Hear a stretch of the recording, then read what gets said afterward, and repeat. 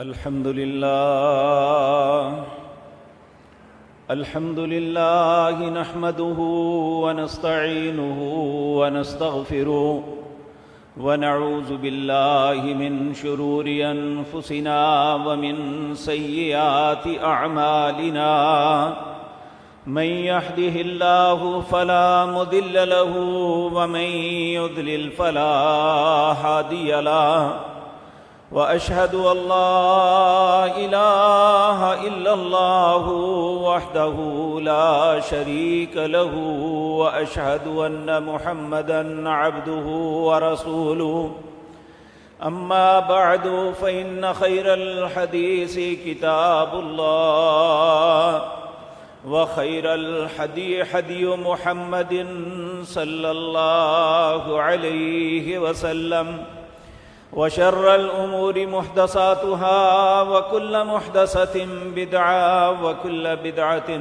ضلالة وكل ضلالة في النار رب اشرح لي صدري ويسر لي أمري واحلل عقدة من لساني يفقهوا قولي اللهم انفعنا بما علمتنا وعلمنا ما ينفعنا وزدنا علما رب أوزعني أن أشكر نعمتك التي أنعمت علي وعلى والدي وأن أعمل صالحا ترضاه وأصلح لي في ذريتي إني تبت إليك وإني من المسلمين أعوذ بالله السميع العليم من الشيطان الرجيم بسم الله الرحمن الرحيم قل إن كان آباؤكم وأبناؤكم وإخوانكم وأزواجكم وعشيرتكم وأموال اقترفتموها وتجارة تخشون كسادها ومساكن ترضونها أحب إليكم من الله ورسوله وجهاد في سبيله فتربصوا حتى يأتي الله بأمره والله لا يهدي القوم الفاسقين۔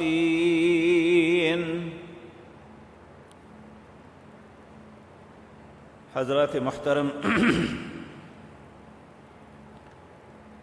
اللہ مالک نے اس کائنات کے اندر انسانوں کی ہدایت اور رہنمائی کے لیے 1,24,000 انبیاء کو مبعوث فرمایا، جو اپنے اپنے وقت میں اپنی قوم کے سامنے اللہ رب العزت کی رہنمائی اور ہدایت کا درس دیتے رہے۔ ان میں اللہ نے بعض کو بعض پہ فضیلت دی، جس کا تذکرہ تیسرے پارے کی پہلی آیات میں آتا ہے کہ تِلْكَ الرُّسُلُ فَضَّلْنَا بَعْضَهُمْ عَلَى بَعْضٍ، ہم نے ان رسولوں میں سے بعض کو بعض پہ فضیلت دی، اور ان فضیلتوں میں عظیم فضیلت جس شخصیت کو حاصل ہوئی وہ جناب محمد الرسول اللہ صلی اللہ علیہ وسلم ہے۔ آئے تو آپ سارے انبیاء کے بعد ہیں، آدم علیہ السلام سے لے کر عیسیٰ علیہ السلام تک انبیاء اور رسول آتے رہے۔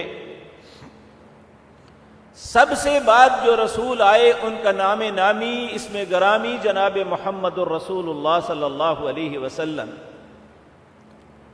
اللہ نے پہلی فضیلت تو آپ کو یہ دی کہ آپ ساری آدم کی اولاد کے سردار ٹھہرے۔ آپ نے خود فرمایا انا سید ولد آدم، میں آدم کی اولاد ساری جتنی ہے آدم علیہ السلام سے لے کر قیامت تک پیدا ہونے والے انسان تک اللہ نے سب کی سرداری مجھے عطا کی ہے۔ ولا فخر، اس بات پہ فخر نہیں ہے، یہ اللہ کی عطا ہے مجھ پہ۔ اور دوسری جو فضیلت آپ کو ملی وہ انبیاء کے اوپر یہ ملی کہ اللہ نے آپ کو سارے نبیوں کا امام بنایا،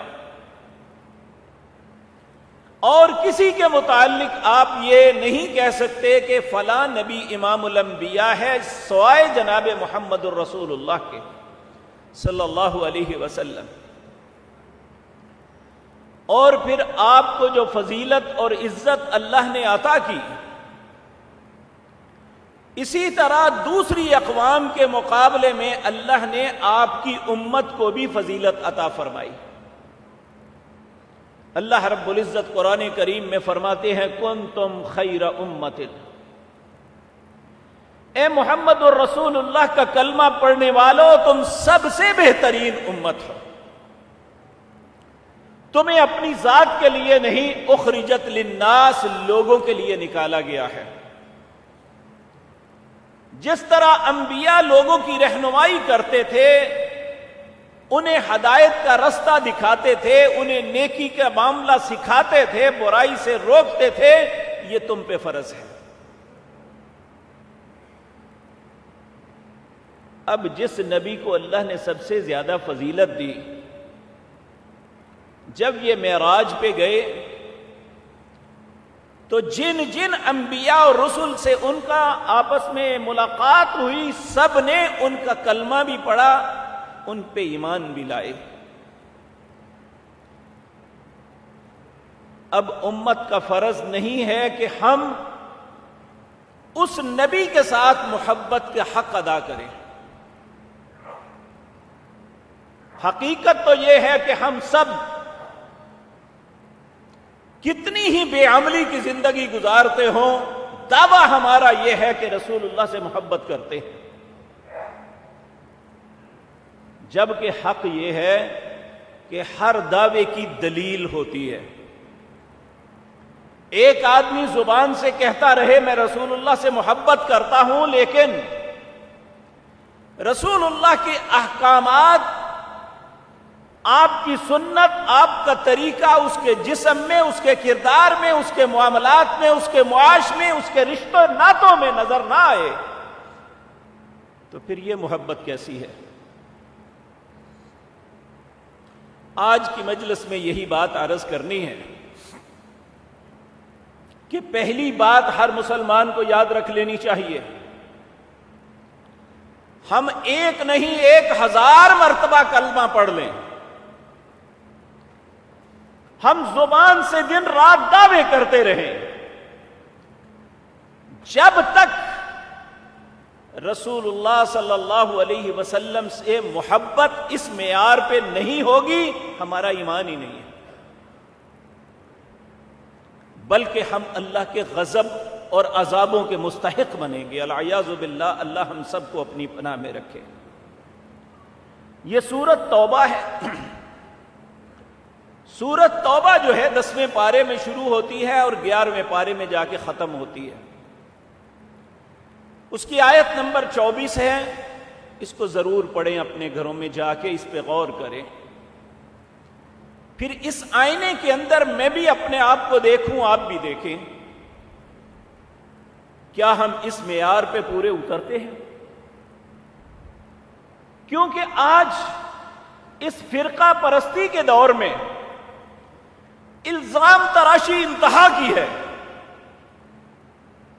میں آپ پہ الزام لگاؤں گا، دوسرا مجھ پہ الزام لگائے گا، وہ اپنے آپ کو محب ثابت کرے گا، دوسرے کو کہے گا یہ رسول اللہ صلی اللہ علیہ وسلم آپ کی عزت نہیں کرتا، آپ سے محبت نہیں کرتا، کیونکہ میں اس کے معیار پہ پورا نہیں اترتا۔ دیکھنا تو یہ ہے اللہ نے جو معیار مقرر کیا ہے اس پہ ہم پورا اترتے ہیں یا نہیں۔ اللہ رب العزت اس آیت میں فرماتے ہیں قل، اے میرے پیغمبر آپ فرما دیجئے، ان کان آباؤکم، یہ ان رشتوں کا تذکرہ کیا ہے جو انسان کے ارد گرد ہے، اور دنیا کے اندر یہ رشتے ہر انسان کو سب سے زیادہ محبوب ہوتے ہیں الا ماشاء اللہ۔ باپ ماں باپ کا رشتہ ہے، بہن بھائیوں کا رشتہ ہے، اولاد کا رشتہ ہے، قریبی رشتہ دار ہیں، اور اسی طرح اس سے بھی زیادہ ہماری محبت اپنی تجارتوں سے ہے، اپنے مال و دولت سے ہے، اسی طرح ہماری محبت اپنے مسکن، اپنے گھروں سے ہے۔ تو اللہ رب العزت ہمیں یہ معیار بتا رہے ہیں، ان کان آباؤکم، اگر تمہارے ماں باپ،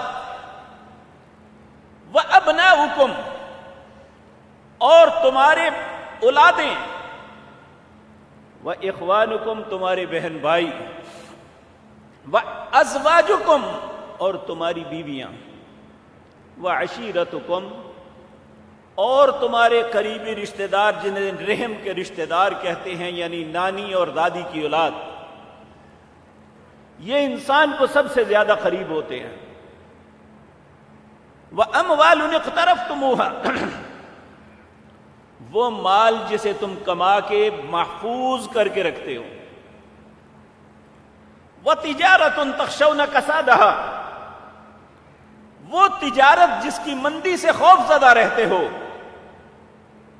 کیونکہ ایک تاجر آدمی جب مندی کے دن آتے ہیں نا تو پھر اس بیچارے کی حالت دیدنی ہوتی ہے، اس کا دکھ، اس کا کرب ترس کے قابل ہوتا ہے، بہت مندہ ہے، سارا دن جا کے واپس آ جاتے ہیں۔ کہا جس کی مندی سے تم ڈرتے ہو وہ تجارت، وَمَسَاكِنَ تَرْضَوْنَهَا، وہ تمہارے گھر جنہیں بڑا خوبصورت بناتے ہیں۔ آج تو انسان، ایک متوسط آدمی، اس کے بیڈ روم سے زیادہ واش روم زیادہ خوبصورت لوگ بنا رہے ہیں، یعنی اتنے خوبصورت گھر کہ عقل دنگ رہ جاتی ہے ان کے اس انسٹرومنٹ دیکھتے ہوئے کہ کیا کیا چیز گھر میں لگا دی ہے، کیا کون کون سی خوبصورتی ہے، پھر اس سے جو خوبصورت ہو اس سے محبت بھی ہوتی ہے۔ اللہ کہتے ہیں احب الیکم من اللہ ورسولہ وجہاد فی سبیلہ، اگر یہ ساری چیزیں، ماں باپ، بیٹے، بہن بھائی، بیویاں، رشتہ دار، وہ مال، وہ تجارتیں، وہ مسکن جن میں تم رہتے ہو، اگر اچھے لگیں اللہ سے اور اس کے رسول سے، اگر ایسا ہو جائے خدا نخواستہ، تو پھر یاد رکھیں فتربصوا، انتظار کرو، حتی یاتی اللہ بامری، کہ کسی بھی وقت اللہ کا عذاب تم پہ آ جائے گا۔ اب ہمارا مفاد اس میں ہے، ہمارا دین تب قائم رہتا ہے، ہمارے ایمان کو اللہ قبول تب کرتا ہے جب ان سب سے بڑھ کے اللہ اور اس کے رسول سے محبت کریں گے۔ اور میں انشاءاللہ عرض کروں گا کہ محبت کا معیار اللہ نے کیا کیا۔ سورت احزاب ہے، اللہ فرماتے ہیں النبی اولا بالمؤمنین من انفسہم، یہ جو میرے نبی ہیں نا، جن کا نام نامی اس میں گرامی جناب محمد الرسول اللہ ہے، اولا بالمؤمنین من انفسہم، جو شخص ایمان کا دعوے دار ہے، جو اپنے آپ کو مومن سمجھتا ہے، اسے اپنی جان سے زیادہ یہ نبی محبوب ہونے چاہیے۔ ایک مرتبہ اس امت کے بہترین فرد سیدنا عمر بن خطاب رضی اللہ تعالی عنہ، نبی کریم ہمیشہ، دو لوگ ایسے تھے پوری زندگی کسی معاملے میں، وہ معاملہ خوشی کا ہے یا غمی کا، کسی کو ملنے جانا ہے یا کہیں پہ کوئی محفل، اور کسی جگہ آپ نے کسی کے ساتھ کوئی مجلس فرمانی ہے، آپ کے دائیں طرف سیدنا ابو بکر ہوتے، بائیں طرف سیدنا عمر ہوتے ہیں۔ یہ حقیقتاً رسول اللہ کے دائیں اور بائیں بازو تھے، آپ کے وزراء تھے دنیا میں بھی اور جنت میں بھی. اور آپ آج بھی دیکھ لیں، یہ دنیا میں بھی آپ کے دائیں اور بائیں رہے. آج پیارے نبی کی قبر مبارک کے دائیں بائیں سیدنا ابو بکر اور سیدنا عمر رضی اللہ تعالی عنہ ہیں. اور کل جنت کے اندر بھی رسول اللہ صلی اللہ علیہ وسلم کے سب سے قریبی جو ساتھی ہوں گے وہ موسیٰ اور عیسیٰ ابراہیم نہیں، سیدنا ابو بکر. امت کے اندر یہ سب سے زیادہ قریبی یہ لوگ ہوں گے. سیدنا عمر کا ہاتھ پکڑا ہوا ہے اور نبی کریم صلی اللہ علیہ وسلم کے ساتھ جا رہے ہیں. حضرت عمر نے اپنی طرف سے ایک محبت کا اظہار کیا. کہنے لگے لا والذی نفسی بیدی حتی اکون احب الیک من نفسک. اے اللہ کے پیارے حبیب صلی اللہ علیہ وسلم، آپ مجھے دنیا کی ہر چیز سے زیادہ محبوب ہیں سوائے میری جان کے. نبی کریم صلی اللہ علیہ وسلم آپ نے فرمایا نہیں، اس ذات کی قسم ہے جس کے قبضے میں میری جان ہے، حتی اکون احب الیک من نفسک، جب تک تو مجھے اپنی جان سے زیادہ محبوب نہیں سمجھے گا تو ایماندار ہی نہیں. یہ کس کو کہا جائے؟ سیدنا عمر بن خطاب کو رضی اللہ تعالی عنہ، جن کے متعلق رسول اللہ صلی اللہ علیہ وسلم نے فرمایا لو کان بعد النبی لکان عمر. اگر میرے بعد اللہ نے کسی کو نبوت دینی ہوتی تو عمر یہ حق رکھتے تھے کہ یہ نبی ہوتے. تو سیدنا عمر کو کہا لا، نہیں عمر، یہ نہیں کہ تم یہ کہے کہ مجھے اپنی جان کے علاوہ ہر چیز سے آپ محبوب ہیں اور پھر اپنے آپ کو مومن کہو. لا، ایسا نہیں ہو سکتا. والذی نفسی بیدی، اس ذات کی قسم ہے جس کے قبضہ قدرت میں محمد الرسول اللہ کی جان ہے، حتی اکون احب الیک من نفسک، جب تک اپنی جان سے زیادہ مجھ سے محبت نہ کرے تو ایماندار ہی نہیں. اللہ اکبر. فقال له عمر، حضرت عمر نے جب یہ بات سنی فوراً اسی وقت کہنے لگے فَإِنَّهُ الْآنَ وَاللَّهِ لَأَنْتَ أَحَبُّ إِلَيَّ مِن نَفْسِي. فقال النبي صلی اللہ علیہ وسلم الآن یا عمر. کہنے لگے اللہ کی قسم جس کے قبضے میں عمر کی جان ہے، میں اپنی جان سے بھی زیادہ آپ سے محبت کرتا ہوں. آپ نے فرمایا الآن یا عمر. اب عمر تو ایماندار ہوا ہے. اب اگر سیدنا عمر جیسی ذات دنیا کی ہر چیز سے زیادہ رسول اللہ سے محبت کرے لیکن اپنی جان کو صرف نکال لیں تو آپ کہیں کہ آپ ایماندار نہیں ہیں، تو میں اور آپ کہاں کھڑے ہیں؟ ہمیں سوچنا ہوگا. الزام تراشی نہیں کہ فلاں ہے یا فلاں نہیں ہے. میری دعوت فکر اپنے آپ کو ہے یا اپنے بھائیوں اور عزیزوں کو ہے، اپنی ماؤں اور بیٹیوں کو ہے.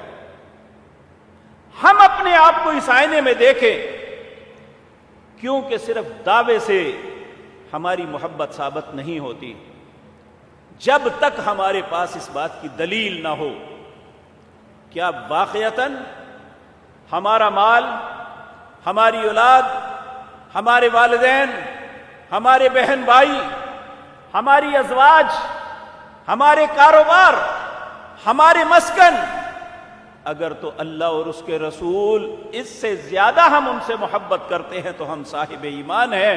اگر نہیں تو ہمیں اپنے ایمان پہ غور کرنا چاہیے، کیونکہ یہ معیار اللہ نے بنایا ہے.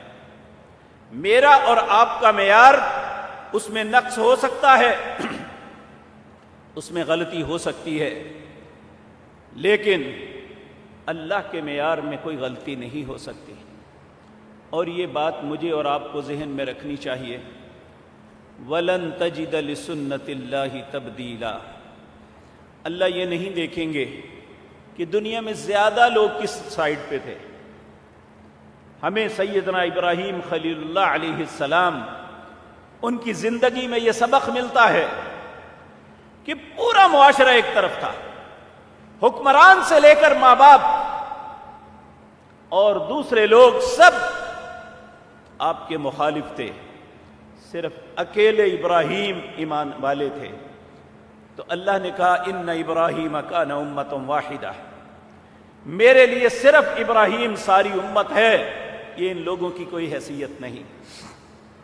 لیکن آج یہ بات میں معذرت کے ساتھ عرض کروں گا، ہم کثرت کو دیکھتے ہیں کہ زیادہ لوگ کدھر ہیں اور زیادہ لوگوں کے پیچھے لگتے ہیں کہ دیکھیں اتنے لوگ پاگل تو نہیں ہیں۔ جب میں اس بات کا سوال کرتا ہوں قرآن کریم سے تو قرآن میری رہنمائی کیا کرتا ہے؟ اللہ رب العزت اپنے حبیب کریم صلی اللہ علیہ وسلم کو فرما رہے ہیں ان تطیع اکثر من فی الارض یضلوک عن سبیل اللہ۔ اے میرے پاک پیغمبر، ایک بات ذہن میں رکھنا، اگر زمین پہ رہنے والے اکثر لوگوں کی بات تم مانو گے تو اللہ کے رستے سے بھٹک جاؤ گے۔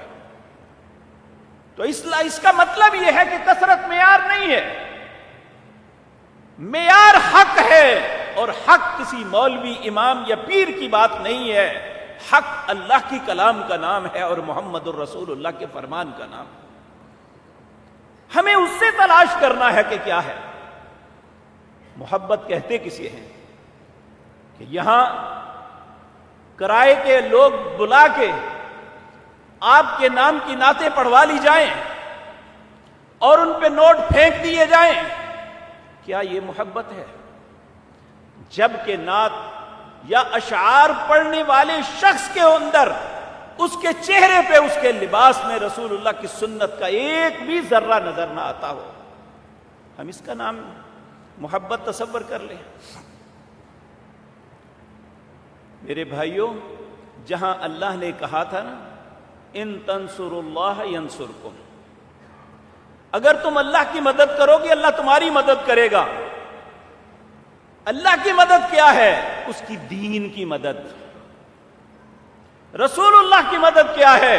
کہ آپ کے دین کے مددگار بن کے کھڑے ہونا۔ صحابہ کی زندگی، پوری زندگی آپ دیکھ لیں، صحابہ کرام رضوان اللہ علیہم اجمعین، اللہ ان کی قبروں کو نور سے بھر دے، ان کی پوری زندگی کس بات پہ گزری تھی؟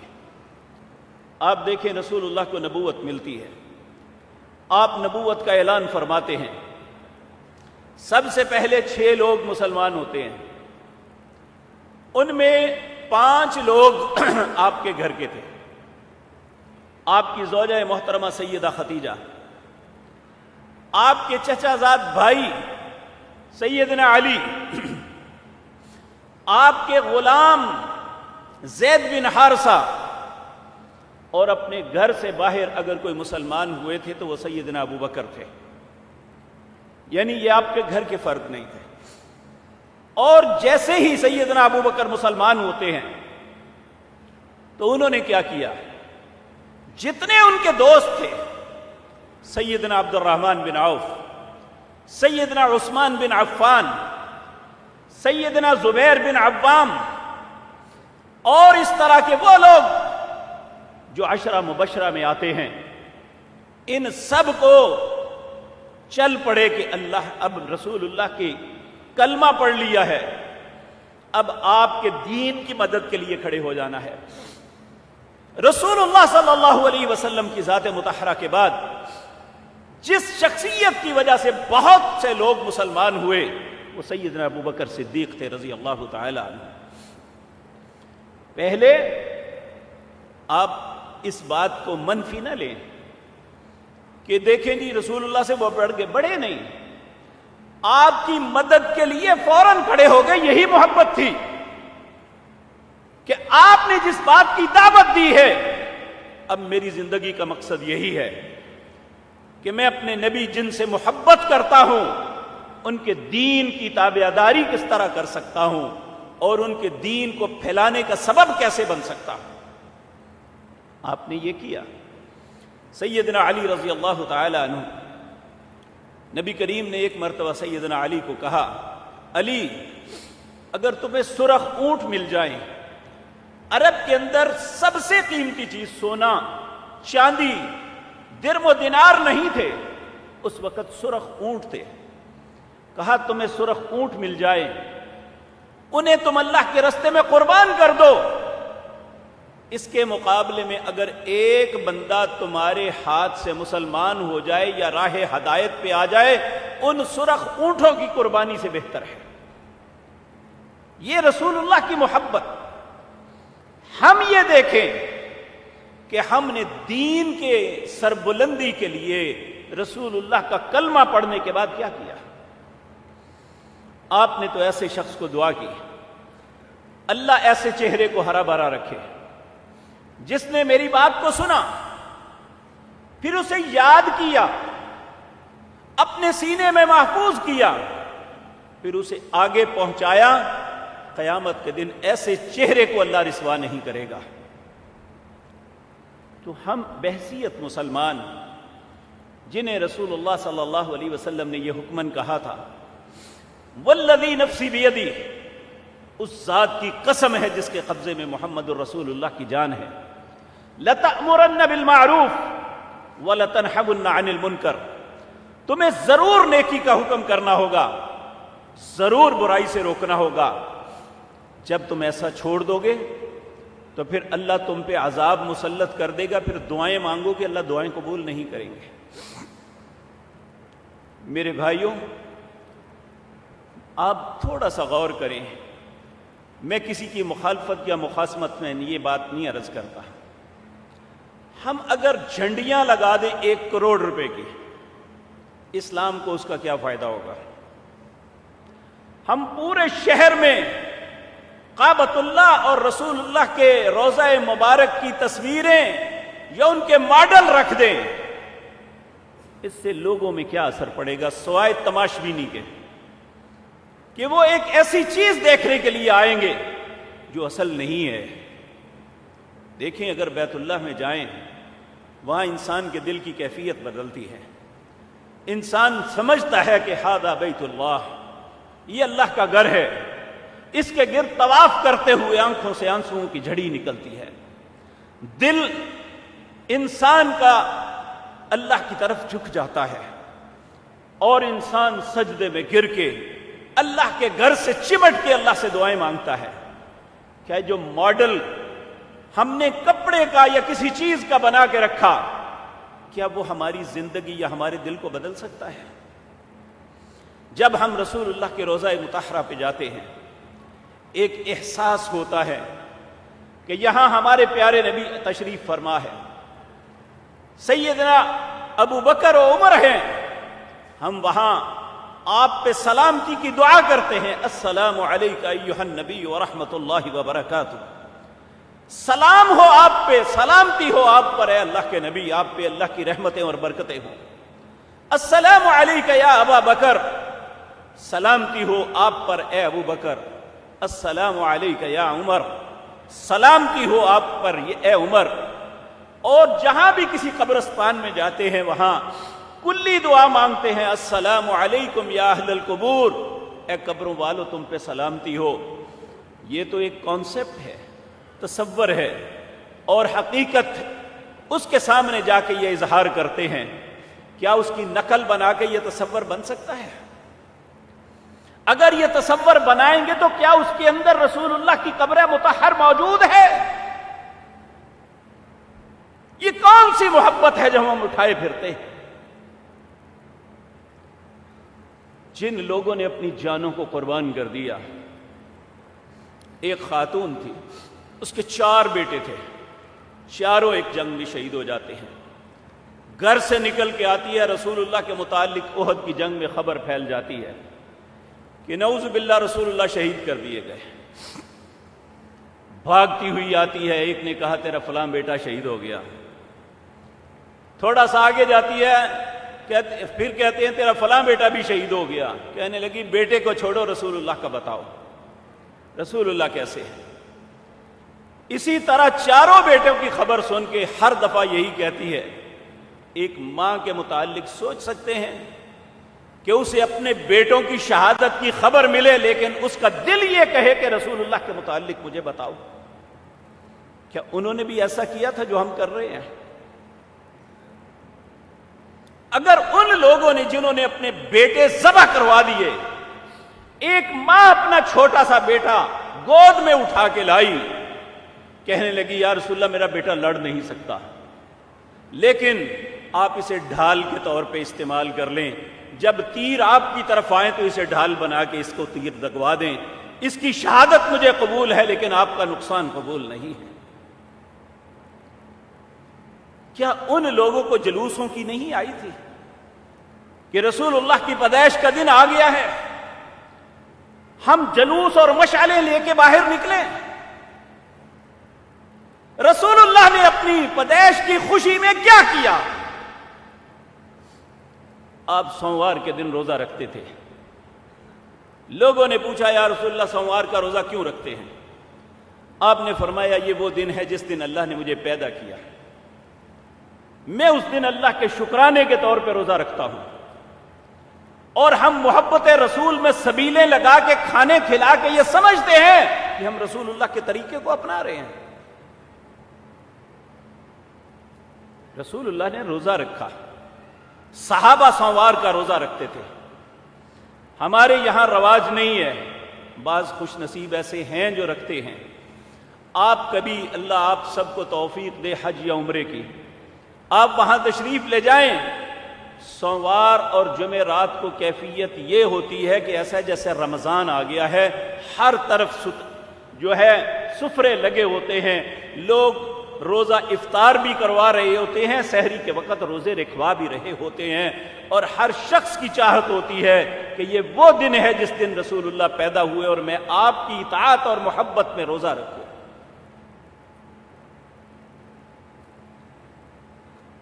رسول اللہ صلی اللہ علیہ وسلم آپ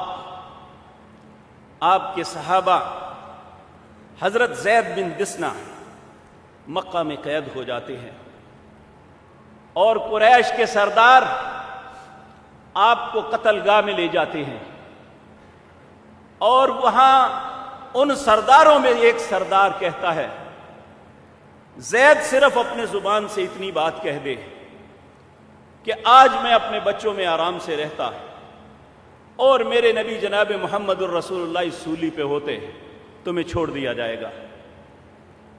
کہنے لگے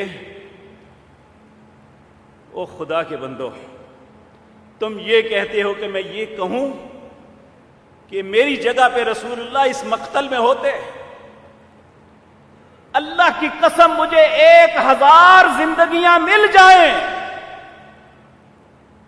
اور 1000 دفعہ مقتل میں آ کے مجھے قتل کر دیا جائے اور یہ کہا جائے کہ تم اپنے نبی کے متعلق یہ کہو، تو میں یہ بھی کہنے کے لیے تیار نہیں ہوں کہ میرے نبی کو ایک کانٹا بھی لگ جائے۔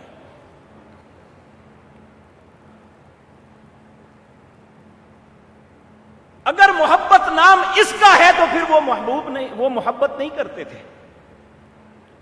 ان کو ان دنوں کی قدر نہیں تھی۔ آج ہم بہت بڑی بڑی باتیں کرتے ہیں کہ شیطان کے علاوہ سب خوشیاں منا رہے ہیں، جبکہ حقیقت حال یہ ہے اللہ اپنے نبیوں کو ان خرافات اور خباثتوں سے الگ کر لیتے ہیں۔ جب کوئی انسان ایک غلط کام شروع کرتا ہے اس سے نیکی اور سنت کا طریقہ چھوٹ جاتا ہے۔ واللہ باللہ سمت اللہ رسول اللہ 12 ربیع الاول کو پیدا نہیں ہوئے۔ کب پیدا ہوئے اس کے متعلق امت میں اختلاف ہے۔ یہ انڈرسٹوڈ ہے کہ سوموار کو پیدا ہوئے۔ آج ہمارے پاس کیلکولیٹر، کمپیوٹر موجود ہیں، ہم 1000 سال پیچھے جا کے بھی دیکھ سکتے ہیں کہ فلاں سال ربیع الاول کے اندر سوموار کب آئی تھی۔ ایک بہت بڑے عالم دین بر صغیر کے تھے جن کی کتاب ہے رحمت للعالمین، سب سے پہلے انہوں نے کیلکولیشن کی۔ اس سے پہلے بھی کئی ائمہ دین یہ بات کہتے رہے کہ رسول اللہ کی پیدائش 9 یا 2 کو ہوئی تھی، یا 2 تاریخ کو سوموار تھی یا 9 ربیع الاول کو سوموار تھی، اور سوموار کی بات رسول اللہ کی زبان مطہرہ سے نکلی ہے۔ 12 ربیع الاول کو عام الفیل کے سال ربیع الاول کے اندر 12 ربیع الاول کو سوموار نہیں تھی، لیکن یہ انڈرسٹوڈ ہے کہ نبی کریم صلی اللہ علیہ وسلم جب اس دنیا کو چھوڑ کے تشریف لے گئے وہ 12 ربیع الاول کا دن تھا۔ 29 صفر کی رات آپ ایک انصاری صحابی کے جنازے میں تشریف لے گئے۔ جب آپ واپس پلٹے تو آپ کے سر مبارک میں شدید تکلیف، سر درد شروع ہو گیا، پھر آپ کو بخار نے آ لیا۔ 29 صفر سے لے کر 8 ربیع الاول جمعرات کی مغرب تک آپ لوگوں کو نمازیں پڑھاتے رہے۔ آخری نماز، میرے عزیز بھائیوں، جن کو سب سے یہ لوگ گالی دیتے ہیں کہ یہ گستاخ ہیں، میں ایک چھوٹا سا طالب علم ہوں، سب علماء مجھ سے بہتر ہیں، لیکن میں آپ کو عرض کر سکتا ہوں رسول اللہ نے مغرب کی آخری نماز جو پڑھائی تھی اس نے کون کون سی سورت تلاوت کی تھی، اللہ کی توفیق سے میں عرض کر سکتا ہوں۔ آپ نے مغرب کی نماز پڑھائی، پہلی رکعت میں سورت مرسلات کی تلاوت کی۔ یہ سورت مرسلات 29ویں پارے کی آخری سورت ہے، اور دوسری رکعت میں سورت انفطار اذا السماء انفطرت کی تلاوت کی۔ اس کے بعد آپ نماز نہیں پڑھا سکے۔ عشاء کا وقت ہوتا ہے، نبی کریم صلی اللہ علیہ وسلم اٹھنے کی کوشش فرماتے ہیں، بے ہوش ہو کے گر جاتے ہیں۔ سیدہ عائشہ گود میں سر لے کے بیٹھ جاتی ہیں اور کہتی ہیں میں معوذات قل هو اللہ احد، قل اعوذ برب الفلق، قل اعوذ برب الناس پڑھ کے دم کر رہی تھی، اور آپ کا دست مبارک پانی میں ڈال کے آپ کے چہرے پہ لگا رہی تھی کہ کیونکہ جو برکت آپ کے ہاتھوں میں تھی وہ اور نہیں ہو سکتی۔ آپ کو ہوش آتا ہے، آپ آنکھیں کھولتے سب سے پہلے سوال کرتے ہیں عائشہ لوگوں نے نماز پڑھ لی؟ عشاء کا وقت ہو چکا تھا۔ اماں جی فرماتے ہیں نہیں یا رسول اللہ آپ کے انتظار میں ہیں۔ آپ نے فرمایا مجھے وضو کرواؤ۔ بٹھا کے وضو کروایا گیا، جب اٹھا کے مسجد کی طرف چلنے لگے تو پھر بے ہوش ہو جاتے ہیں۔ 3 دفعہ ایسا ہوتا ہے، اور چوتھی مرتبہ پھر آپ کہتے ہیں مرو ابا بکر فلیصلی بالناس، ابو بکر کو حکم دو کہ لوگوں کو نماز پڑھائے۔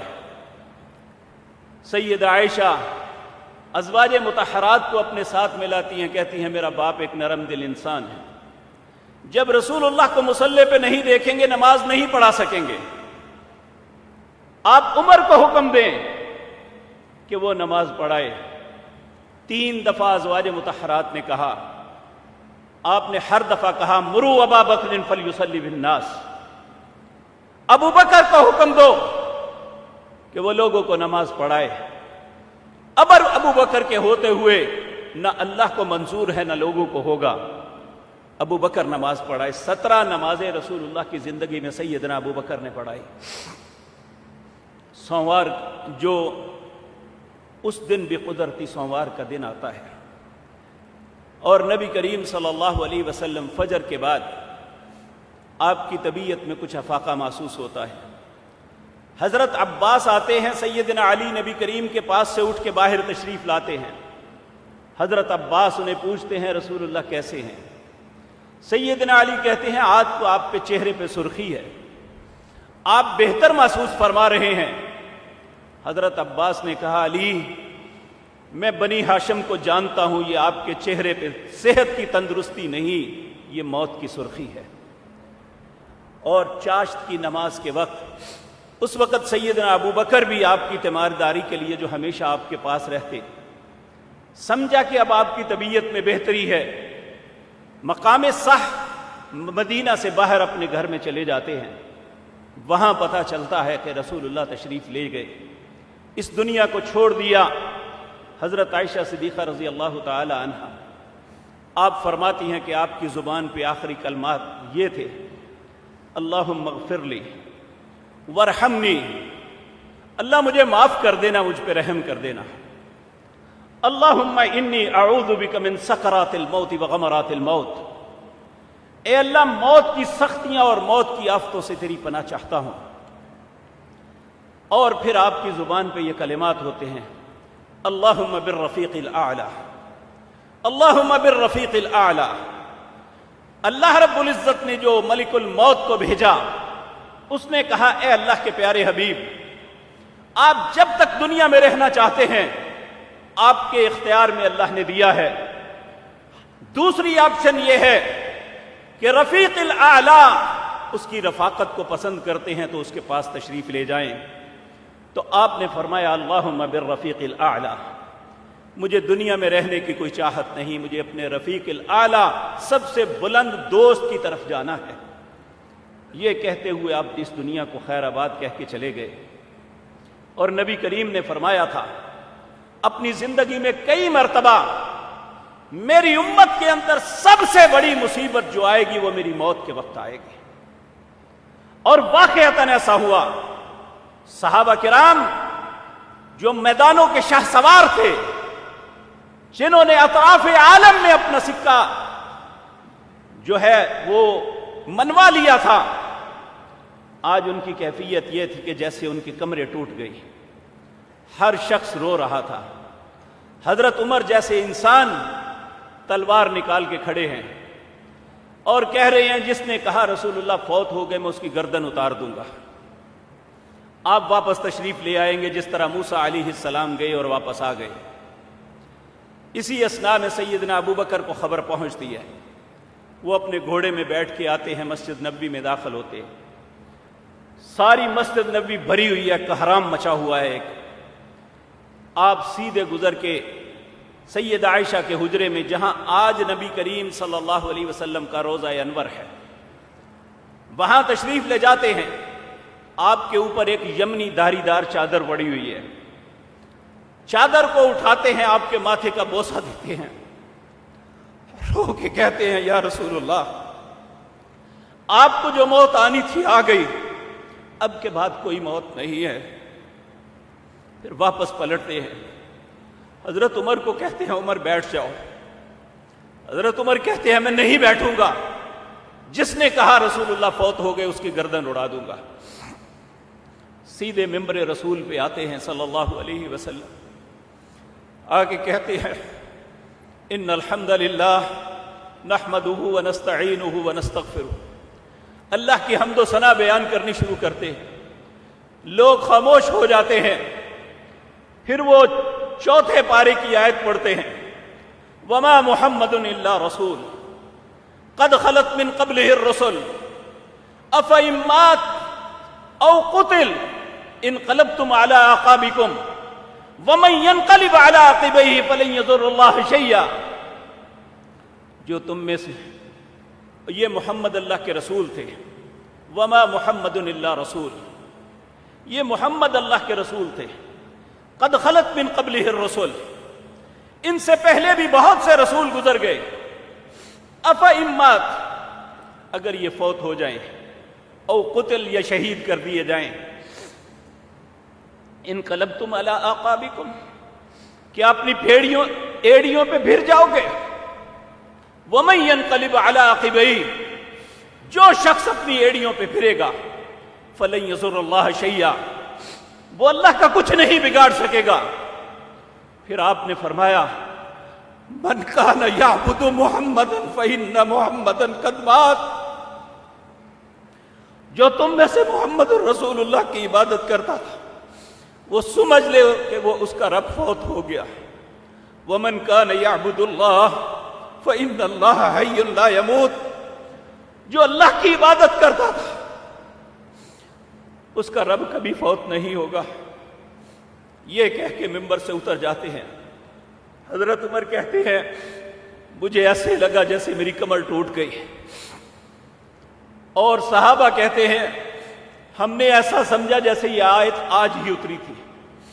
ہر بندہ چلتا پھرتا یہی کہہ رہا تھا وما محمد الا رسول قد خلت من قبلہ الرسل افئن مات او قتل انقلبتم علی اعقابکم ومن ينقلب علی عقبیہ فلن یضر اللہ شیئا۔ سیدہ فاطمہ الزہرا جو نبی کریم کی اکلوتی بیٹی رہ گئی تھی، 3 بیٹیاں 3 بیٹے آپ کی زندگی میں فوت ہو گئے۔ سیدہ فاطمہ رضی اللہ تعالی عنہا کیا کہہ رہی ہے؟ اللہ اکبر، کہتی ہیں آج مجھ پہ وہ مصیبت آئی ہے جو اگر راتوں پہ دنوں پہ آتی تو راتوں میں بدل جاتے۔ یہ اشعار پڑھے سیدہ فاطمہ الزہرا نے جب نبی کریم صلی اللہ علیہ وسلم کو دفن کر کے واپس آ رہے تھے۔ سیدہ فاطمہ نے حضرت انس بن مالک رضی اللہ تعالی عنہ سے پوچھا،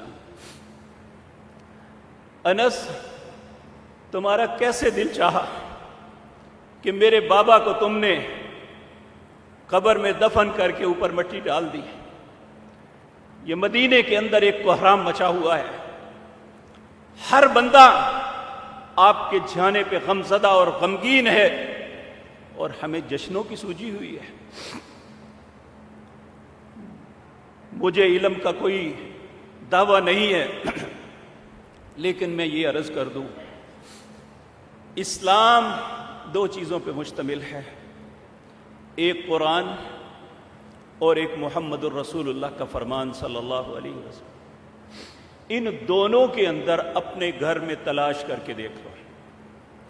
آج موبائل پہ ایسی ایپس بنی ہوئی ہیں، کسی چیز کا سوال کرے ودن 2 سیکنڈ میں آپ کو اس کا جواب دیتے ہیں۔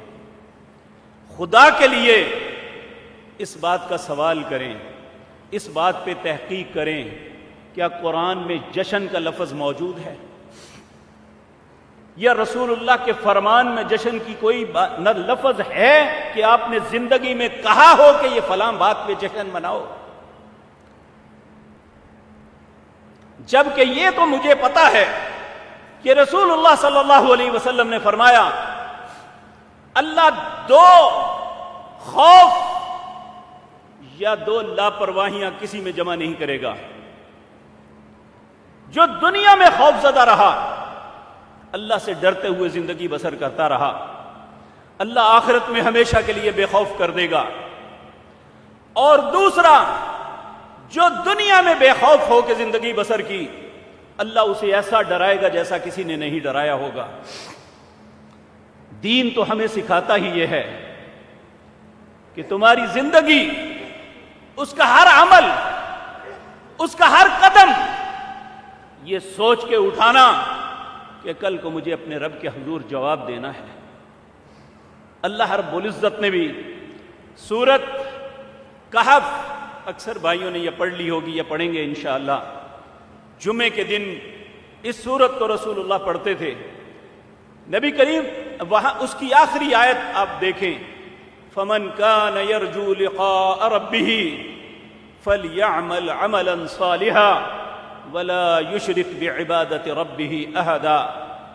جو تم میں سے اس بات کی امید رکھتا ہے کہ ایک دن وہ اپنے رب کے حضور پیش ہوگا، تو اسے 2 کام کرنے، ایک کرنا ہے، ایک سے بچنا ہے۔ کرنا کیا ہے؟ فَلْيَعْمَلْ عَمَلًا صَالِحًا، نیک عمل کرنے ہیں تاکہ اللہ کے حضور جب جائے تو شرمندگی نہ ہو۔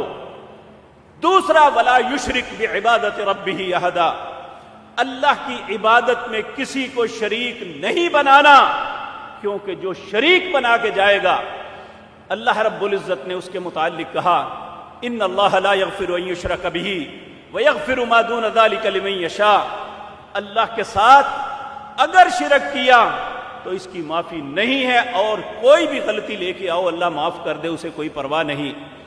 حدیث قدسی ہے، یا ابن آدم، اے آدم کے بیٹے، اے حوا کی بیٹی، اتنے گناہ لے کے آ جا، زمین سے لے کر آسمان تک سارا خلا بھر جائے، لا ابالی، مجھے کچھ پرواہ نہیں، الا شرک، مگر شرک لے کے میرے پاس نہ آنا، کیونکہ شرک معاف نہیں کروں گا۔ من ماتا لا تشرک باللہ شیئا دخل الجنہ، جو شخص اس حالت میں مرا، اس نے کبھی اللہ کے ساتھ کسی کو شریک نہیں بنایا، وہ جنت میں جائے گا۔ وَمَن مَاتَ يُشْرِكْ بِاللَّهِ دَخَلَ النَّارِ، جو شخص اس حالت میں مرا کہ وہ اللہ کے ساتھ کسی کو، کسی نبی کو، کسی ولی کو، کسی فرشتے کو، کسی کو، اب امام پیر کو اللہ کا شریک بناتا تھا، تو کہا وہ ضرور جہنم میں جائے گا۔ اللہ یہ باتیں ہمیں سمجھنے اور عمل کی توفیق عطا فرمائے۔ نبی کریم سے محبت ہمارے ایمان کی علامت ہے، لیکن محبت کا تقاضا یہ ہے جو رسول اللہ نے فرمایا، من احب سنتی فقد احبنی ومن احبنی کان معی فی الجنہ، جس نے میرے طریقے سے پیار کیا حقیقتاً اس نے مجھ سے پیار کیا، ومن احبنی کان معی فی الجنہ، اور جس نے مجھ سے پیار کیا وہ جنت میں میرے ساتھ جائے گا۔ ایک دوسری حدیث اس سے بھی بہت پیاری ہے، آپ نے فرمایا کل امتی یدخلون الجنۃ الا من ابا، قیل ومن ابا یا رسول اللہ صلی اللہ علیہ وسلم، من اطاعنی دخل الجنہ ومن عصانی فقد ابا، میری ساری امت جنت میں جائے گی مگر وہ نہیں جائے گا جس نے جنت میں جانے سے انکار کر دیا۔ سوال کرنے والا کرتا ہے قیل ومن ابا یا رسول اللہ صلی اللہ علیہ وسلم، بھلا جنت میں جانے سے کون انکار کر سکتا ہے؟ آپ نے فرمایا من اطاعنی، جس نے میری اطاعت کی، میری بات مانی، میری سنت کو اپنایا، میرے طریقے کے مطابق چلا، میرے دین میں بدعت نہیں نکالی، شرک نہیں کیا، وہ جنت میں جائے گا۔